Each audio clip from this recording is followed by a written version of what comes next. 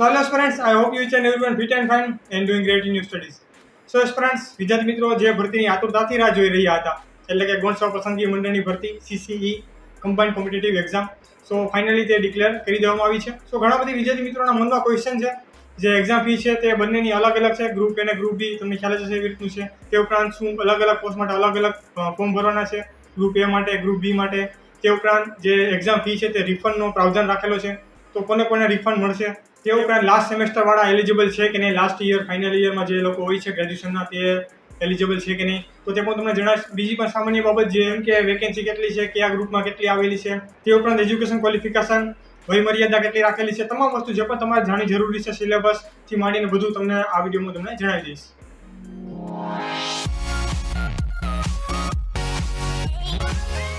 So first of all દોસ્તો આપણે vacancy વિશે વાત કરી લઈએ કે કેટલી વેકેન્સી ટોટલ છે. જો કે તમને ખ્યાલ જ હશે ટોટલ વેકેન્સી 4304 જેટલી વેકેન્સી પડેલી છે. તેમાં ગ્રુપ એ અને ગ્રુપ બી માં ડિવાઈડ કરેલી છે. સો દોસ્તો અહીં ગ્રુપ એ ની અંદર 18 પોસ્ટ આવે છે, જેની 2000 સમથિંગ થાય છે ભરતી, અને જે ગ્રુપ બી છે તેમાં 2390 ની આસપાસ વેકેન્સી પડેલી છે, જેમાં એક જુનિયર ક્લાર્ક છે તેની સૌથી વધારે 2018 જેટલી ભરતી આવેલી છે. ફોર્મ ભરાવાની શરૂઆત 4/1 થી થાય છે અને લાસ્ટ ડેટ 31/1 રાખેલી છે. તમારે વહેલી તકે ફોર્મ ભરી દેવું. લાસ્ટમાં સર્વર ક્રેશ થઈ શકે છે અને પ્રોબ્લેમ આવી શકે છે. સો દોસ્તો ફોર્મ છે તે તમારે ઓજસની સાઇટ છે, તમને ખ્યાલ જ હશે, તેના ઉપર જઈને તમારે ફોર્મ ભરવાનું રહેશે. અને હું મારી ટેલિગ્રામ ચેનલ પર તમને ડાયરેક્ટ લિંક આપી દઈશ, તો તમે મારી ટેલિગ્રામ ચેનલને જોઈન કરી લેજો. ડિસ્ક્રિપ્શન બોક્સમાં મારી ટેલિગ્રામ ચેનલ લિંક આપેલી છે, તો ત્યાં જઈ અને તમે ડાયરેક્ટ લિંક તમને ત્યાંથી મળી જશે, તો તમે ડાયરેક્ટ ફોર્મ ભરી શકો છો. ફોર્મ ભરતી વખતે તમારે ધ્યાન રાખવાનું છે કોઈ ગ્રુપ એ કે ગ્રુપ બી ની અલગ તમારે કોઈ ફોર્મ ભરવાનું નથી, માત્ર એક જ CCE નું ફોર્મ ભરવાનું રહેશે. તેમાં તમારે સિલેક્ટ કરવાનું છે. હવે મેજર પ્રશ્ન યાદ હતો વિદ્યાર્થી મિત્રોનો, શું આપણે એકમાં જ અપ્લાય કરી શકીએ છીએ ગ્રુપ એ કે ગ્રુપ બીમાં? તો એવું નથી દોસ્તો, તમે બંનેમાં બોથમાં કરી શકો છો. તમે જોઈ શકો છો અહીં ગ્રુપ એ અને ગ્રુપ બી બંનેનો ઓપ્શન, બોથનો પણ છેલ્લે લાસ્ટનો અહીં થર્ડ ઓપ્શન તમને આપેલો છે, તો તમે બંને પણ સિલેક્ટ કરી શકો છો. સો ફીની વાત કરીએ તો ફી દોસ્તો અહીં તમારે એક જ ફી ભરવાની છે, કોઈ અલગ અલગ ફી ભરવાની નથી.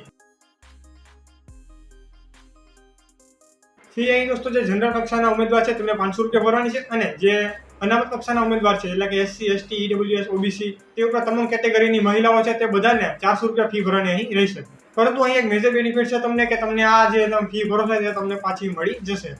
ફી પરત મેળવવા માટે તમારે દોસ્તો એક્ઝામ આપવી ફરજિયાત રહેશે. તમે એક્ઝામમાં હાજર રહેશો તો તમને તમારી ફી છે તે રિફંડ કરવામાં આવશે.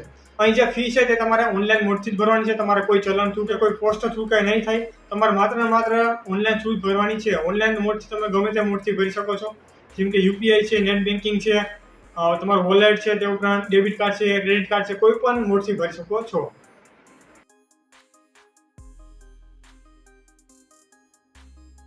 તો દોસ્તો જે ફી છે તે તમે જે પણ બેંક અકાઉન્ટમાંથી તમારા ફી ભરો છો તે જ અકાઉન્ટમાં તમારા રિફંડ કરવામાં આવશે. તો તમારે જરૂર ધ્યાન રાખી તમે જે પણ અકાઉન્ટમાંથી ભરો છો તે અકાઉન્ટ તમારું જોવું જોઈએ. નહીંતર ઘણા બધી તમે સાયબર કેફેથી પણ ભરો છો તો ત્યાંથી તે લોકો તેની ડેબિટ કાર્ડથી ભરશે, તો રિફંડ છે તે પણ તેના જ અકાઉન્ટમાં વહી જશે. સો નેક્સ્ટ દોસ્તો આપણે શૈક્ષણિક લાયકાત, જે એજ્યુકેશન ક્વોલિફિકેશન શું માંગેલું છે તેના વિશે વાત કરીએ તો અહીં દોસ્તો ગ્રેજ્યુએશન માંગેલું છે.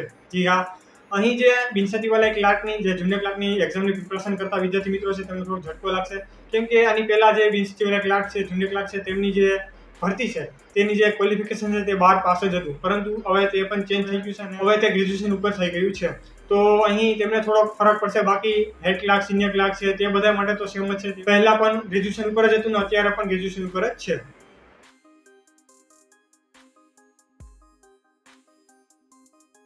બીજો જે વિદ્યાર્થી મિત્રોના મનમાં ક્વેશ્ચન હોય છે એજ્યુકેશન ક્વોલિફિકેશન લઈને, કે શું લાસ્ટ યર, લાસ્ટ સેમેસ્ટરમાં હોય તે ફોર્મ ભરી શકે કે નહીં. શું દોસ્તો તમે ફોર્મ આમાં ભરી શકશો નહીં, કેમ કે આમાં તમારે તમારી માર્કશીટના નંબર નાખવાના છે, તમારી ટકાવારી નાખવાની છે.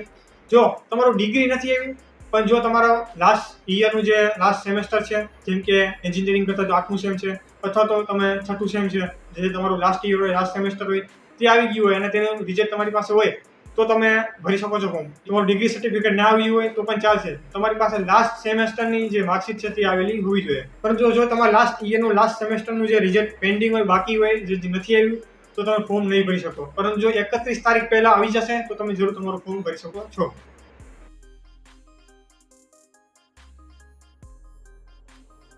નેક્સ્ટ દોસ્તો એજ લિમિટ વિશે વાત કરીએ તો એજ લિમિટ છે તે 20 થી લઈને 35 ની રાખેલી છે. પરંતુ જો તમે અનામત કક્ષાના ઉમેદવાર હોય, જેમ કે SC, ST, OBC, EWS, તો તમને 5 વર્ષની ઉપરી વય મર્યાદામાં છૂટછાટ મળશે, એટલે કે તમે 40 વય મર્યાદા સુધી ફોર્મ ભરી શકો છો.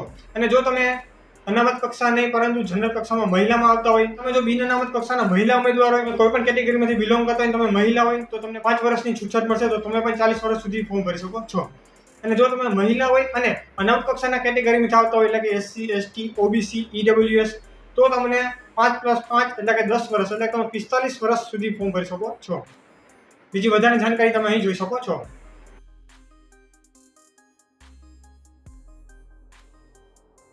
બીજું દોસ્તો અહીં કોમ્પ્યુટર પણ માંગેલી છે એજ્યુકેશન ક્વોલિફિકેશનની અંદર, પરંતુ જો તમે 10મામાં કે 12મામાં તમે તમારું રિઝલ્ટ જોજો તેમાં હશે આઈ થિંક તો કોમ્પ્યુટર સબ્જેક્ટ તમે રાખેલું હશે, અથવા તો તમે જો ડિગ્રી ડિપ્લોમા કરેલું હોય તો તેમાં પણ હશે. મેં એન્જિનિયરિંગ કર્યું છે તો મારા એન્જિનિયરિંગ દરમિયાન હરેક સબ્જેક્ટ હતો કોમ્પ્યુટર, તો હોય જ છે મોસ્ટ ઓફ.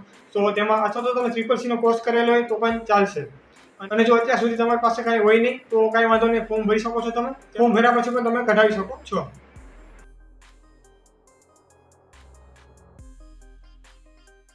સો દોસ્તો આપણે સિલેબસ વિશે વાત કરીએ કે CCE નો સિલેબસ શું છે. તો તમને ખ્યાલ જ હશે 4 વિષય ઉપર ફોકસ તમારે કરવાનું છે: મેથ્સ, રીઝનિંગ, ગુજરાતી અને ઇંગ્લિશ. અહીં મેથ્સ રીઝનિંગના 40 માર્ક્સ અને મેથ્સના 30 માર્ક્સ એટલે 70 માર્ક્સનું વેટેજ ધરાવે છે. તે ઉપરાંત ગુજરાતી અને ઇંગ્લિશ છે તે બંનેના 15 માર્ક્સ અહીં છે. તો આ છે તે તમારે ક્વોલિફાઈ માત્ર કરવાનું રહેશે. તમે ક્વોલિફાઈ કરશો ત્યારબાદ A અને B તમે જે પણ સિલેક્ટ કર્યું હશે, તમે બોથ સિલેક્ટ કર્યું છે, તમારે બંનેની એક્ઝામ દેવાની રહેશે. અને ત્યારબાદ જે મેન્સ એક્ઝામ તમે આપશો તેના થ્રુ જ તમારું જે સિલેક્શન છે તે થવાનું છે.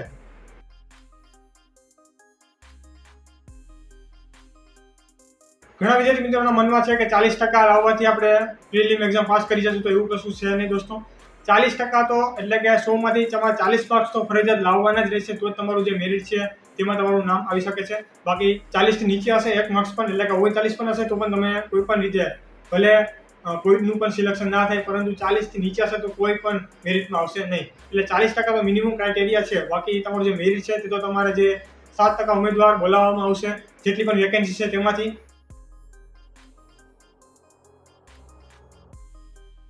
જેમ કે અહીં 4000+ ભરતી છે, તો અહીં 30,000ની આસપાસ વિદ્યાર્થી મિત્રોને બોલાવવામાં આવશે. CCEની પ્રી એક્ઝામ તમે ક્વોલિફાઈ કરી જાઓ ત્યારબાદ દોસ્તો તમારે ગ્રુપ A અને ગ્રુપ B ની એક્ઝામ દેવાની રહેશે, જે તમે સિલેક્ટ કરી હશે તે. ગ્રુપ E ની અંદર દોસ્તો તમારે ડિસ્ક્રિપ્ટિવ એટલે કે વર્ણનાત્મક તમારી એક્ઝામ રહેશે, જેમાં તમારા 3 કલાકના 3 પેપર રહેશે. પેલું જીકેનું હશે, ઇંગ્લિશ અને ગુજરાતીનું રહેશે. અને જો તમે ગ્રુપ B ની એક્ઝામ આપવા માંગતા હોય તો તેમાં 200 માર્ક્સનું પેપર રહેશે, અને તે ઓબ્જેક્ટિવ ટાઈપ એટલે કે MCQ તમારું પેપર રહેવાનું છે, જેનો સિલેબસ તમે અહીં જોઈ શકો છો. અને 200 માર્ક્સનું રહેશે અને તમને 2 કલાક આપવામાં આવશે.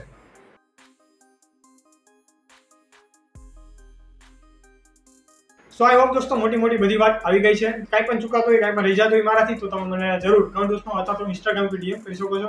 હું અચૂક તમને જવાબ આપવાનો પ્રયત્ન કરીશ. સો મળીને નેક્સ્ટ વિડીયોમાં દોસ્તો.